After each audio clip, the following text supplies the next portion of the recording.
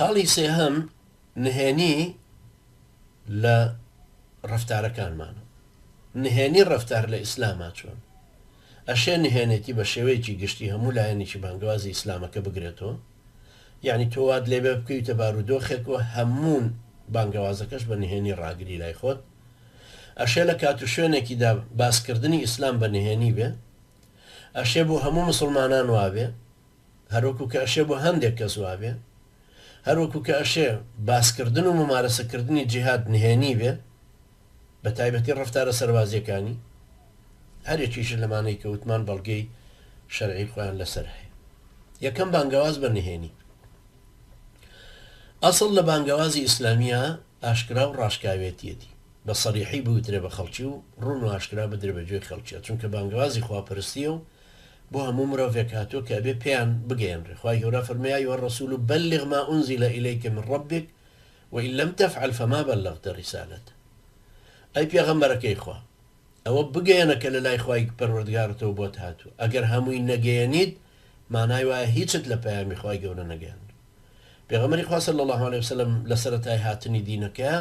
بە نهێنی بانگەوازەکەی بڵاوە کردەوە تا خوای گەورە داوای لێکرد ئاشکرای بکە. بخاری لە ئیبن عەباسەوە خوا لێیان ڕازی بێژێڕێتەوە کە ئایەتی وەلا تەجهر بصەلاتیکە وەلا تخافت بها، نوێژەکەت زۆر بە ئاشکرا مەخوێنە و زۆریش پەنهانی مەکە. ئەفەرمێ ئەم ئاەتە لە کاتێکە هاتە خوارەوە کە پێغەمبەری خوا صلی الله علیه وسلم لە مەکە خۆی شاردبووە. ابن حەجەریش ئەفەرمێ ئەوە لە سەرەتای ئیسلاما بوو. ابن كثير لتفسير آياتي فاصدع بما تؤمر وأعرض عن المشركين وأتدين كذب أشكرا برويان دا بدو جوب مشرك كان مدى. أفرمي أبو عبيدة لعبد الله كري مسعودي وأخوالي رازي بجراوة وكا ما زال النبي صلى الله عليه وسلم مستخفيا حتى نزلت فاصدع بما تؤمر. أفرمي بيغمري خوا عليه الصلاة والسلام هەر لە خۆشاردنەوەدا بوو تا ئەو کاتەی ئەو ئاەتە هاتە خوارەوە کەوابوو ئەشێ سەردەمانێک هەبێت کە بانگەوازە خواییەکەش بە نهێنی تاک و یەک بە خەڵکی بگەێنرێ بەو شێوەیە ئاشکرا نەکرێت. دووەم شاردنەوەی مسلمانێتی، کابرا مسلمان بۆ مسلمانبوونەکەی شاردوت. خوای گەورە لە باسی مسلمانەکەی خزمی فرعەونە ئەفەرمێ وقال رجل مؤمن من آل فرعون يكتم إيمانه، پیاوێکی مسلمانی خزمی فرعون کە مسلمان بوونەکەی شاردبووە وتی. دەربارەی یاوەرانی ئەشکەوت أصحاب الكهف فەرمێ فابعثوا أحدكم بورقكم هذه إلى المدينة فلينظر أيها أزكى طعاما فليأتكم برزق منه وليتلطف ولا يشعرن بكم أحدا إنهم إن يظهروا عليكم يرجموكم أو يعيدوكم في ملتهم ولن تفلحوا إذا ئەبەدا. ئەفەرمێ یەکێکتان بەم پارە زیوەوە یان بەم پارچە زیوەوە بنەرنە ناو شار بزانە خۆراکی چی حەڵاڵە بۆمان بهێن، بەڵام ڕەفتاری زۆر هێمنانە بێت تا گومان نەهێنێتە سەرخۆی و کەس پێتان نەزانێ، چونکە ئەگەر بتان ناسنەوە شوێنەکەتان بدۆزنەوە دەتان خەنەوەژەر دەسەڵاتی خۆیان و ئەشتان گەڕێنەوە سەر میلەتەکەتان، سەر دین و دیندارانی خۆیان، ئیتر هەتایە ناحەوێن. دیارەکە فەرمە کەس پێتان نەزانێ یعنی خۆتان شاردۆتەوە، یان شاردنەوەی سیما و ڕوخسارتان وانە بێ کە خەڵک بتان ناسێتەوە، یا شاردنەوەی کەسایەتی دیندارانەی خۆتان لەناو ئاپۆڕی خەڵکەکەیە وابێ دەرنەکەوی کە دینداری. ابن عباس خوانیان ڕازی بێ ژێڕێتەوە کە پێغەمبەری خوا صلی الله عليه وسلم بە مقدادی فەرموو خوا لێ ڕازی بێ إذا كان رجل مؤمن يخفي إيمانه مع قوم كفار فأظهر إيمانه فقتلته فكذلك كنت أنت تخفي إيمانك بمكة من قبل. أبرسيه کابراەک لەناو قەومێکی کافرا هەر خۆی مسلمان بوو بێ کە ئەگەر مسلمانێتەکەی دەربخات بیکوژن، فەرمێت تۆش وا بوویت، تۆش لە مەکە مسلمانێتەکەت پێشتر شاردبووە. یعنی ئەمە شتێکی سروشتیە کە کابراایەکی مسلمان بوونەکەی پێ ئاشکرا ناکرێ ئەبێ بیشارێتەوە لە خەڵکی. هەروەکو لەم سەردەمەیە ئێستا زۆر کەسی مسلمان و گەنجی ئێمە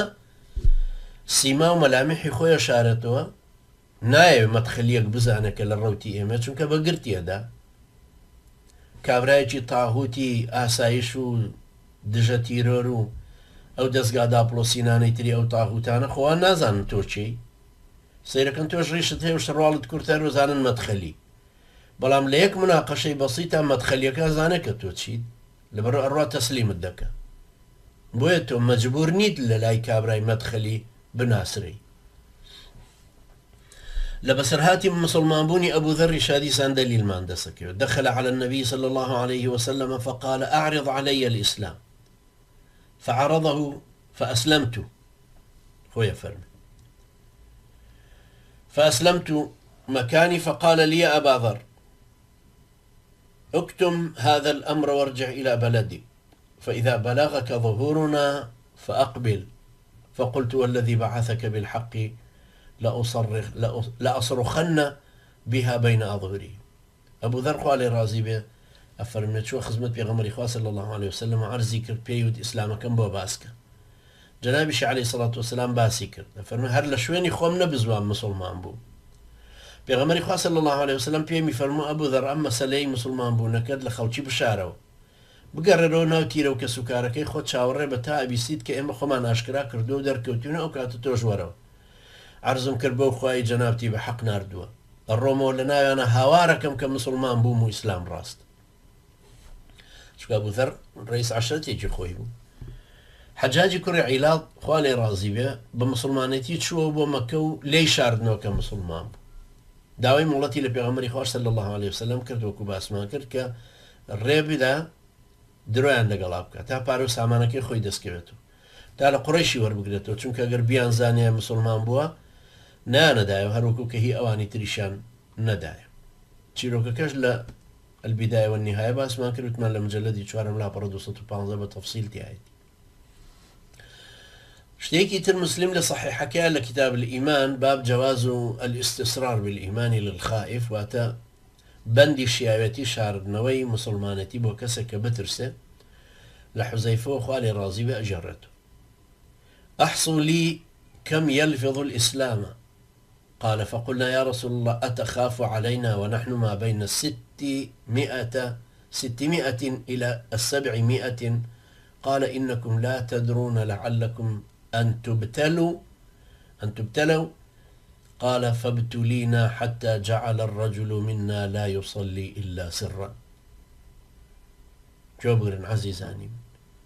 أفرمي لك خزمت بيغمري خوايا وين عليه الصلاة والسلام فرمي آدي بوم هجمار كن چنكس شايت مانيا ناو عرض ما كر أي بيغمري خوايا دا ترسي شتيك مان لي بسر بيا يعني كول بدين واز بينين يعني نميني كإما واين لنوان 600 بو 700 كسا فرمي ايوه جارة نازانن يعني دركي بيناكن بي بينابن كتوشي بلادين چيتان ليدي انجا حذيفة فرمي باشان توشي بلا بوين تنانت كسي وامان هبو هربن هينين وجكان يكر للرواية كتريا فرمي حتى جعل الرجل منا ليصلي وحده وهو خائف تنانت بياومان بتنهان وجكا يكردو اشترسه نووي رحمتي خواه اللي بيفرمي كأفرمي توشي بلا بوين تنانت بياومان هربن هينين وجكان يكرد اولا كاتي او كارساتاني ابو كبسريانا هاتو أبيني شاردنەوەی مسلمانەتی کە پێی ئەڵێن کاری نهێنی لەم زەمانەیە جائزە و شەرعیە بە تایبەتی لە کاتی هەبوونی ترسە لە کافرە ئیمامی ابن تەیمیە ڕەحمەتی خوای لێبێ لە ئەصارم المەسلولە لە لاپەڕە 221 کە ئەفەرمێ هەر مسلمانێک لە هەر وڵاتێکە مستەضعف کەوتبوو یان لە زەمانێکا بوو کە مستەضعف کرابوو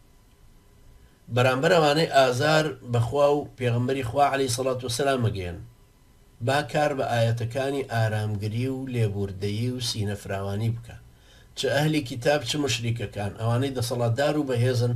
بە ئاەتەکانی جیهاد و کوشتنی سەرانی کوفر و ئەوانە کار بکە کە گاڵتە بە دینەکە ئەکەن با بە ئاەتەکانی قیتال ڕەفتار بکەن تەنانەت بەرامبەر بە ئەهلی کتابیش تا تەسلیم بە شەرعەکە ئەبن و بە ملکەچیەوە جزیەکە ئەدەن یعنی حسب حاڵەتەکە بخوێنێتەوە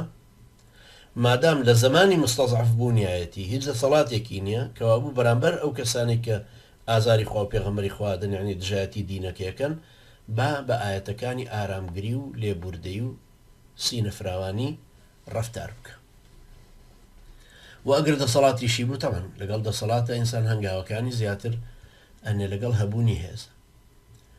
خاڵی سێهەم نهێنی چالاکیە سەربازیەکە.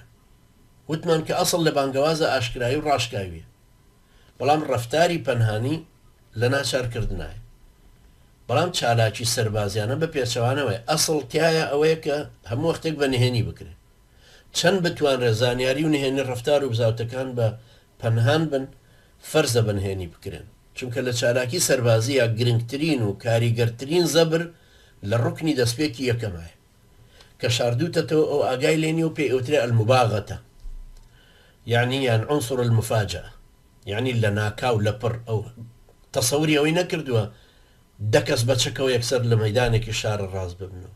ئەوەیە زانی کەس دەمانچەی پێن هەڵناگیر. ئەمە تەبان هەتا سڕی بێت تا نهێنی بێ چاکترە، چونکە کە دەستکردنەوەی ناکاو دروستە بێ بەرامبەر حساباتی تۆی بۆ نەکردووە یەکسەر ئەو زۆرە شڵەشێ. ئەمەش یەکێکە لە هۆکارەکانی سەرکەوت. بەڵگەی نهێنیتی چالاکیە سەربازەکان زۆرن، هەندێکیان دێنینەوە. کعبی کوڕی مالیک خوا لێ ڕازی بێ لە جێڕانەوەی باسی دواکەوتنەکەی خۆی لە غەزای تەبوکە ئەفەرمێ: لم يكن رسول الله صلى الله عليه وسلم يريد غزوة إلا ورى بغيرها حتى كانت تلك الغزوة يعني غزوة تبوك غزاها رسول الله صلى الله عليه وسلم في حر شديد، واستقبل سفرا بعيدا ومفازا وعدوا كثيرا، فجلى للمسلمين أمرهم ليتأهبوا أهبة غزوهم فأخبرهم بوجهه الذي يريد. پێغەمبەری خوا صلی الله عليه وسلم کە بیویستایە بچێتە غەزایەک بە نهێنیە هێشتەوە و وای نیشانەدا کە مەبەستی لە کۆبوونەوەی لەشکرەکەی شوێنێکی ترە تا ئەو غەزایە هاتە پێشەوە واتە تەبوک کە پێغەمبەری خوا عەلەیهی سەڵات وسلام کات و شوێنەکەی ڕاگەیان. دنیا زۆر گەرم بوو، دوژمن زۆر بوو، زۆر دووریش بوو، ئەبوو بیابان و وشکانی بۆ تەیکەی. پێغەمبەری خوا عەلەیهی سەڵات وسلام غەزاکەی ئاشکرا کرد تا مسلمانان حساباتی خۆیان بکەن و باش خۆیان ئامادە بکەن بۆ ڕێگا دوورەکەی، هەروەها بۆ مواجهەکردنەکە. بۆیە بە مسلمانانی فەرموو کە کوێی مەبەستە کە ئەفەرمێ کە بیویستایە بچێتە غەزایەک بە نهێنی ئەیهێشتەوە و وای نیشانەدا کە مەبەستی لە کۆبوونەوەکەی لەشکرەکەی شوێنێکی ترە، بەڵگەیە لەسەرەوەی کە ئەسڵ لە چالاکی و ڕەفتاری سەربازیان نهێنیە، چونکە پێغەمبەری خوا عەلەیهی سەڵات وسلام هەموو غەزاکانی تر و سەریەکانی تری بە نهێنی ئەنارد، بەڵام لە غەزوەی تەبوکە ئاشکرای کردوویش لەبەر ئەو خاڵانی کە تایە بوو کەوا بوو ئەسڵ ئەوەیە کە ئەبێ کارە سەربازیەکان نهێنی بن. پێغەمبەری خوا عەلەیهی سەڵات وسلام کە فەرموویەتی جەنگ چاواشەکاریە ئەمەش ئەگرێتەوە دیسە، واتە الحەرب خەدع.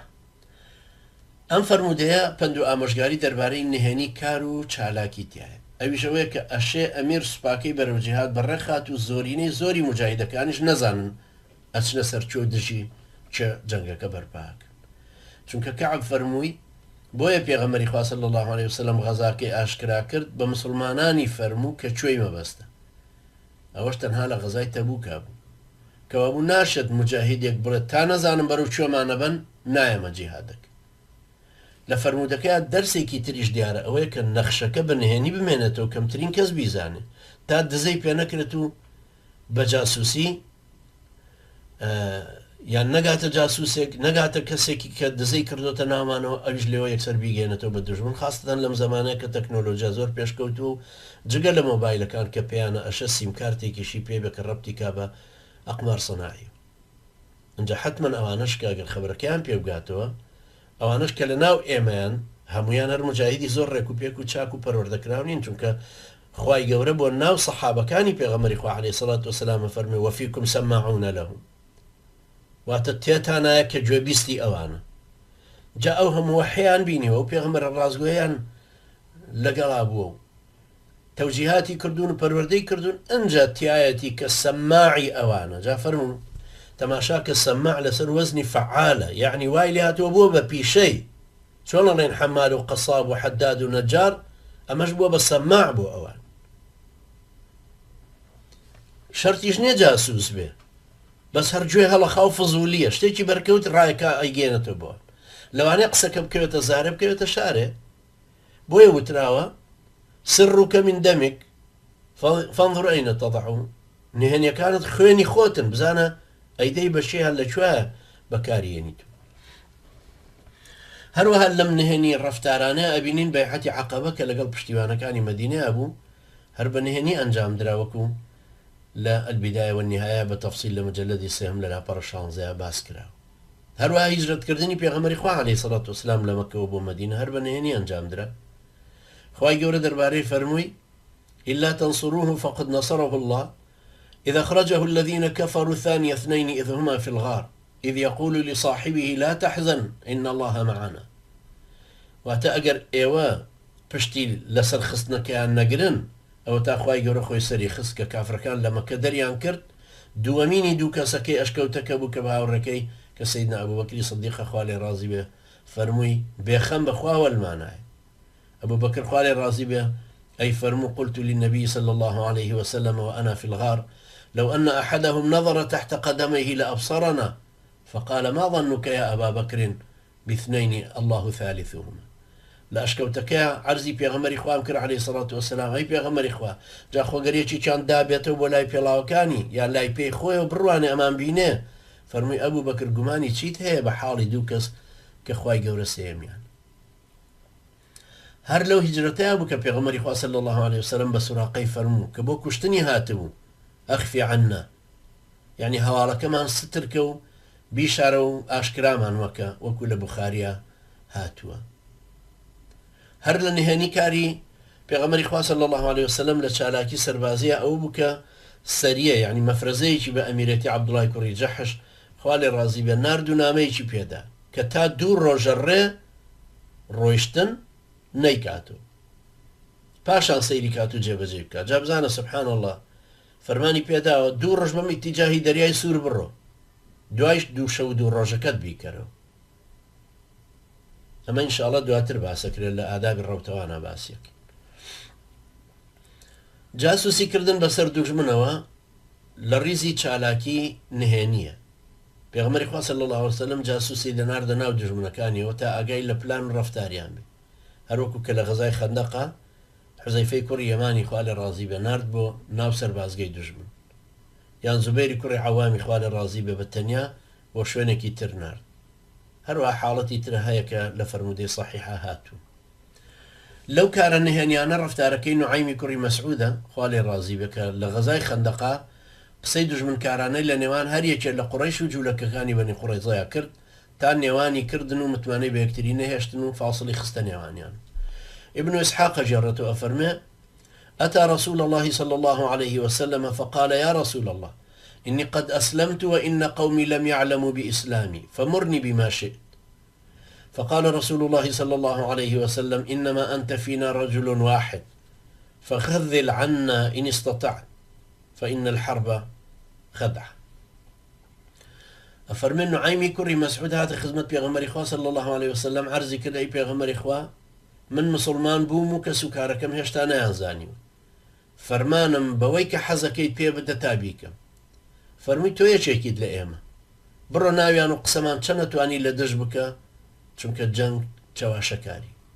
شێخ الئیسلام ابن تەیمیە ڕەحمەتی خوای لێ بێ فەرمێ ئەشێ بەڵکو فەرزە مسلمان بۆ هێنانەدی ئەم جۆرە بەرژەوەندیانە لە ڕواڵەت و سیما و جلوبەرگ و ئەوانەیە خۆی وەکو مشریکەکان لێ بکە ئەفەرمێ ئەمانە يعني ڕواەتەکان ئەوە ڕوونەکەنەوە کە هەرچی فەرمودەیەک لەسەر خۆچواندن بە کافران هاتوێ ئەوە هەمووی لە سەرەتای هیجرەتا پاشان نەسخ بوت چونکە جوولەکەکان لەو سەرەتایی هیجرەتان لە مسلمانان جۆ نەدەکرانەوە نە جلوبەرجیان جیابوو نە سیمای دەرەکی و ڕیش و قژیان نە نیشانەشیان پێوە پاشان هەر بە بەڵگەی قورئان و سنەت و کۆڕا ئیجماعی عولەمای ئومەت لە سەردەمانی عومەری کوڕی خەتابە هەموو لێک هەڵا وێردران و نەدەبوو مسلمان ڕواڵەتی دەرەکیشی لە ڕواڵەتی کافران بچوە هۆی ئەوەش دیارەکە هەڵاوێردن و خۆجیاکردنەوە لەگەڵ هێز و دەسەڵاتدایە لەگەڵ سەرکەوتنی جیهادەکەدایە کە ئەوان ناچارەکردن بە ملکەچی و جزیەی خۆیان بدەن دیارە ئیتر ئەو کاتە مسلمانان دەسەڵاتدارن مسلمانان لە سەرەتایە لاواز و بێدەسەڵات بوون فەرمانی پێچەوانەکاری سیما و پۆشاک و نیشانە و ڕەفتاری ئەوان نەدرابوو وەکو کە لە دواتر لەگەڵ جێگیربوونی دەسەڵات و سەرۆرەتی شەرعادرە. ئەوەی لەم سەردەمایە وەکو ئەوە وایە، ئەوەیە کە مسلمانان کە لە دارالکوفر بوون، لە دارالکوفری لاشەڕ، دارالکوفری غەیرە حەرب، و شەرع فەرمانی پێنادا کە بە خۆگوێکردنەوە و زەقکردنەوەی سیما و نیشانەی ئیسلامەتیەکەی، چکە دیارە کە زیانی هەبێ بۆی بە پێچەوانەوە بۆ مسلمان پەسەندە و باشتری ژوایە جودا نەبێ، بگرە فەرزە کە جودا نەبێ لێیان. هەندێک جار لە چالاکیانە بەشدار بێ ئەگەر زانی بەرژەوەندیە هێنێتە دی،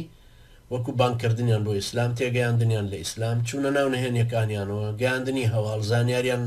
لەسەر کۆکات و یان ئەزانە دەربارەی مسلمانان چۆن پلاندانن تا بتوانرێ زیانیان لە مسلمانان دوور بخرێتەوە، یان بەرژەوەندی تری هاوشێوە بەو تێکەڵاوی و خۆجوداکردنەوەیە بهێنێتەدی. ئەما لە دارالئیسلامە کە هیجرەت کراوە و خوای گەورە تەمکینی بە ئەهلی دینەکەی بەخشیوە و سەروەری بۆ شەرع و مسلمانان دەسەڵاتدارن و کافران تایە ژێردەستن و جزیە ئەدەن و ملکەتی حکمی گشتی شەرعەکە بوون، ئەوە خۆنەچواندن بە ئەهلی کتاب و کافران فەرمانی شەرع و پێویستە مسلمان سیمە و پۆشاک و ڕەفتاری خۆی جودا بێ. ئەگەر ئەوە ڕوون بووە کە خۆچواندن و خۆنەچواندن پێیان بە پێی فەرمودەکان ئەکەوێتە ژێر کاریگەری کات و شوێنەکانەوە، والله تعالى ئەعلەم. هەر کەسی ویستی ڕای ئیبن تەیمیە ڕەحمەتی خوای لەبێ لەم شتەیە لە تەفسیلترا بزانێت. کتێبی اقتضاء الصراط المستقیم زۆر نایابە کە توێژینەوەی دکتۆر ناصر الحەقلە، ئەو ئێمەش هێنامانەوە ئێستا لە مجەلەدی یەکەم لە لاپەڕە 418 بە دواوە خوێندمانەوە، کاریگەریەکی زۆر ڕۆشن و وازەحی هەیە کە ئەفەرمێ ئەو کەسانەی کە لە دارالکوفرن ئەشێ جاری وایە فەرزیشە سیما و مەلامحی دەرەکی خۆی وەکو ئەوان لێ بکا بۆ ئەوەی نەیناسنەوە نەشی خەنەژێر ئەرک و زەختێکی زۆر. ئەمە دەربارەی نهێنێتی لە ئیسلامە بە بەڵگە شەرعەکانیەوە. ئەمە هەڵی ئەو کەسانە دەرەخا کە ئەڵەن کاری نهێنی لە ئیسلامان نییە، جێی داخل کە هەندێک داعی و کەسایەتی ئیسلامین کەچی نکۆڵی لە نهێنی بوونی هەندێک چالاکی برا مسلمانەکانیانەکەن و وا بڵاوەکەنەوە کە بە نهێنی کارکردن لە ئەهلی ئیسلامەوە نەهاتووە. ئەوە دیارە لەبەرەوەی کە ئەو کەسانە ڕۆژە لە ڕۆژان بیریان بۆ ئامادەسازی جیهادکردن نەکردوێتەوە، ڕۆژە لە ڕۆژان خۆیان حاضر نەکردو لە ڕووی نەفسی شەوکە لە پێناوی خوای گەورەیە شۆڕش بەرپاکەن، دژی کافران بۆستنەوە، ئەجینا ئەیانزانی کە لە چ کات و شوێن و حاڵەتێکە نەک هەرە بێ کار بە نهێنی بڕوا، بەڵکو فەرزە بە نهێنی بڕوا و کەسیش بکەرەکانی نەزانێت کە چێن و چۆن و لەکوێن، ئەوانە خۆیان بۆ ڕوبەڕبوونەوەی تاغوتان ئامادە نەکردوێت، ئەجینا ئەیانزانی کە جەنگ چەواشەکاری یعنی چی. آخر خوای گەورە بە ڕێسای نەگۆڕی خۆی ئەم هاوکێشەی ڕوون کردوتەوە، فەرمێ وەلەو ئەرادوا الخروج لأعدوا له عدة. سەیری ئەم دێڕە ئایەتەکەن، ئەم بڕگە ئایەتە سێ ڕوکنی لە خۆی هەڵگرتو. لەو ئەرادوا ئەگەر بیان ویستایە، کەوا یەکەم شت ویستە ئیرادەیە، الخروج شۆڕشکردن، لأعدوا خۆیان ئامادەکرد. کابرا ویست و ئیرادەی نییە کە شۆڕشێ بەرپاکە چۆن خۆی ئامادەکە؟ ئەو کەسەی ئامادە سازیەکە ئەکە ویست و ئیرادەی هەیە شۆڕش بەرپاکە و جیهادەکە بکە. بۆیە فەرمێ ئەگەر بیان ویستایە جیهاد بکەن، ئالیەتی جیهادەکەیان ئامادە کرد، کەوا بوو هیچ یەکێک لە سێ ڕوکنەکەی ئەم ئاەتیان نەزانیوە، نەویستن، نەجیهادکردن، نەخۆ ئامادەکردن، کە ئەمانە هەمویان لازم و مەلزوم یەکترن بەبێ یەکتری نابن. ئەمە ئەو کەسە مسلمانێک کە خۆی ئامادەکە ئەزانە ئەمە دیدوڕێیەکی جیهادیە، ئەم ئیسلامە بەبێ ئەم جیهادە نابێەوە، ئەم مقدساتی مسلمانانیش بەبێ هەبوونی ئەم جیهادە ناپارێزرێ، حتمما خۆی بۆ ئامادەکە و ئەژزانە کە ئەم ڕەفتارانە لە شەرعیشا جائزن، کەوا بوو بەڵێ جەنگ چەواشەکاریە و پێویستە ئینسانی مسلمان و مجاهیدیش ئەمانە هەمووی فێر ببێ. خوای گەورە فێرمان کا زیاتر، خوای گەورە چامان بکاتەوە، خوای گەورە یارمەتی دەرمان بێ و نەمان خاتە بەردەستی دوژمن، خوای گەورە فێری سڵکردنەوە و وریایی و زیتبوونمان بکات و ئاگدارمان بکاتەوە لە دینەکەی خۆی و لە قورئانەکەی خۆی فێرمان کە هەتاکو ئاگدار بین لە ڕەفتاری دوژمنەکان و ناحی نفسیشیان بخوێنین و هەروها ناحی نفسی خۆشمان شارەزا ببین. أقول قولي هذا واستغفر الله لي ولكم وجزاكم الله خيرا وصلى الله على محمد وعلى آله وصحبه وسلم تسليما والسلام عليكم ورحمة الله.